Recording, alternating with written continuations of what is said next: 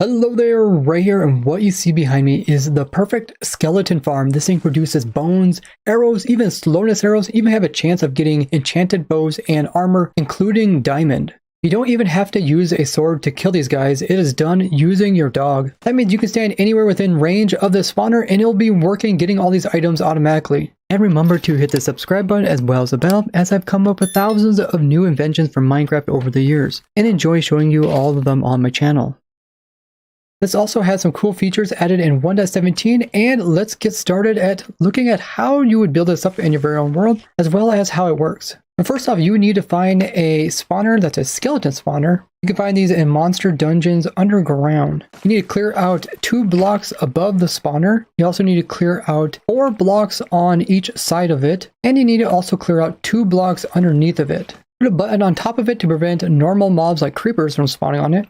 Then place a row of water sources on the backside, all flowing to one direction. What we got over here is a trough that is 1 block lower and it is 7 blocks long. We got a water source right here and it's moving all the mobs to this location. We have a banner to hold back this water, or you can use a open fence gate. Then we got another water source that's 1 block lower and it's moving all the mobs into this bubble column over here. There's 3 blocks worth of water there. And now they go into this bubble elevator. I do have a wall right here to give them easy transition from this area up into the soul sand. This is where it's going to move them upwards. Next, you want to build this water tube here. It doesn't matter what block type you use for this entire build, as long as light doesn't go through it. So for the bubble elevator, there is 16 blocks of water sources. You can put these in using a water bucket, or you can place in ice and break it, or you can put in flowing water and then grow kelp up through it and then remove the kelp. After you got 16 water sources, you have 2 blocks of air up above it. Then we have 5 blocks back here, and above them we put in our water source. This makes it get very thin at the edge and just barely reaches this powder snow over here. So powder snow is a new feature of 1.17. You don't need it in this farm, but it is used to turn your normal skeletons into strays to get those slowness arrows automatically. So after the skeletons come up and then there is 4 blocks across, then they're going to go through the powder snow here, and it's put at such a level so that if they are wearing leather armor, they would typically wouldn't be able to fall through it, but since they're moving in from the side, they can slide right into the powder snow and still fall through. Now any skeleton wearing leather won't freeze and turn into a stray. That's just fine, it doesn't clog the system up. After they touch this for a short period of time, they will start to convert over into strays. We also have this cobweb to keep them inside of the powder snow for a long enough period of time. And after they come out of it, and then they're going to drop down so they have a low amount of health for our dog to kill them. So we got powder snow, air, then we got a cobweb, and then there is 22 blocks of air where they fall downwards. And then after the 22 blocks, we have a trapdoor, which is on the bottom of the block. And then underneath of that, we have a jungle log with a fully grown cocoa bean. I use this for a very special reason. It's the perfect height so that if a skeleton falls down either on the cocoa bean or on the trapdoor, they will take similar amount of damage. Which is great because we're trying to get their health as low as possible to help the dog out, making his job a lot easier. We have a tame wolf that is owned by the player that is AFKing it. It has to be your dog and it can't be other people's. We have it inside of a minecart. You can do this by having a curved rail near a dog and placing a minecart on it and pushing it. And then it'll get pulled right into the minecart. And then we push the entire thing right up against this cocoa bean here so that the minecart is pressed up against it. From this location, the dog is close enough to the center so when this trapdoor opens up, he can kind of see up through it and he can see the skeleton's eye level right here. So in order for the dog to attack the skeletons, their center of the red line has to meet the center of the skeleton's red line. Once there is a clear view between those 2 locations, the dog can attack the skeleton. And that's why the trapdoor opens up for a short period of time to give him line of sight. This also drops the skeleton lower so that the dog can continue to attack it even though the trapdoor closes, because the dog knows where the skeleton is, and even though the dog loses sight of it, he will continue to attack that skeleton until it's dead. So it took a lot of testing for me to come up with this setup, but essentially it doesn't matter how much health the skeleton has. Once the dog can see it, he can keep attacking it until it dies. And this way we can guarantee that the dog can kill the skeletons without taking any damage. Now there's still a chance that these guys will spawn in with some like thorns, enchantments on their armor, and slowly take down the dog's health. But the chance of getting Thorns armor is a lot more rare than the chance of getting protection armor. Because if they have like feather falling or protection, then when they fall, they won't have as much health removed from them, meaning it takes the dog a little bit longer to kill them, in which case the skeleton would have time to shoot back. And this is why we close the trapdoor after the dog attacks them, so they can't shoot back at him. And when they die, their items will be picked up from the hopper and they will be put down into this chest here.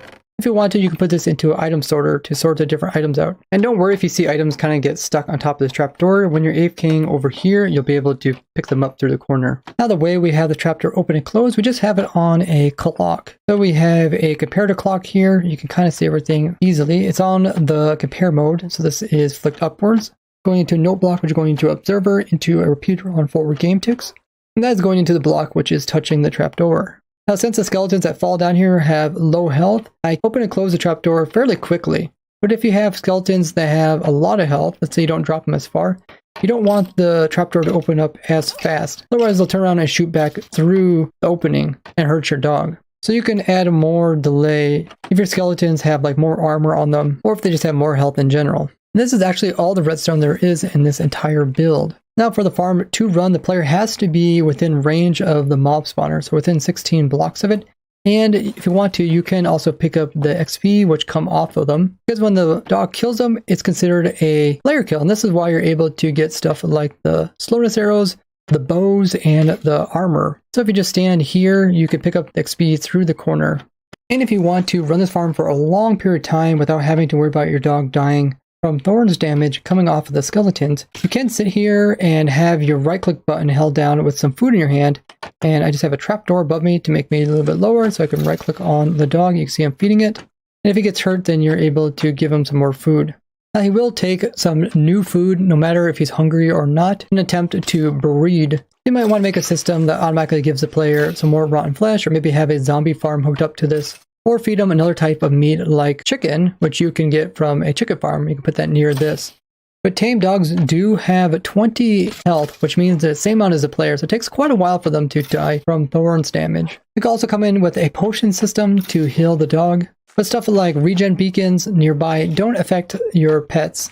And also holding a looting sword doesn't help get better loots when the dog kills them. That's only if the player does the final damage to the mob while holding this in the main hand. Also, fox are not considered pets and won't work in this to get looting. Now from this location where the player AFKs, you are within range of the spawner, so it will be constantly working. This is kind of the limits. If you go any farther downwards or away, it'll stop producing mobs. Always recommend to box yourself in quite well when you go AFK.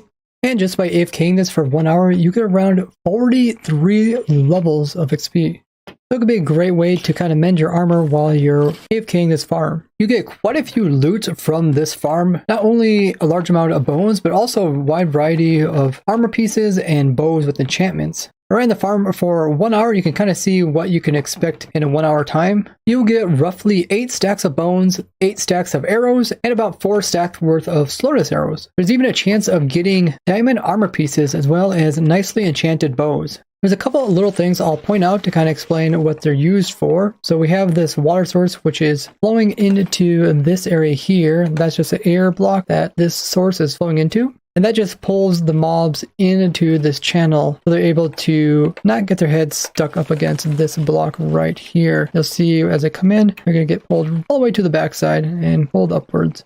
Also put in a magma block because we can get glow squid to spawn in as well as axolotls because they spawn underground like normal squids.